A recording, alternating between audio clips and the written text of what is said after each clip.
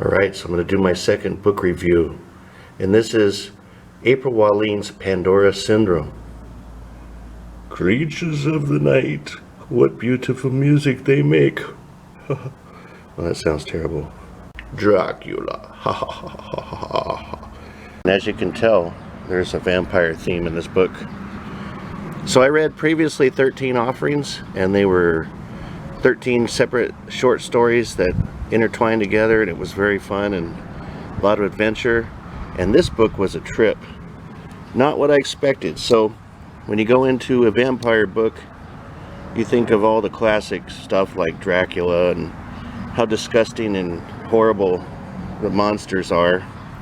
But this character, Pandora, was quite lovable because she started human, obviously, and when she was turned into a vampire, basically saved her life. So she spent next quite a while trying to figure out what she could do as a vampire, how to control her gifts, learn about what she had. She also discovered that she had a special gift of necromancy. So that's another extra twist in this book. The thing that was cool about the book, though, even though it had all kinds of neat fight scenes between werewolves and zombies and raising of dead and speaking to dead bodies in their graves and feedings and lots of disgusting, gory feeding type of stuff, she was really a likable character, and she actually tried to do the right thing. She tried to use her powers and her gifts for good, and just made you feel for her the entire time.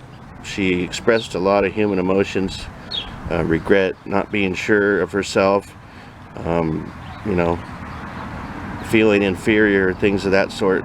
And you could really relate to her struggles and root for her as she discovered her powers and they started to take more effect in her life. So really good book.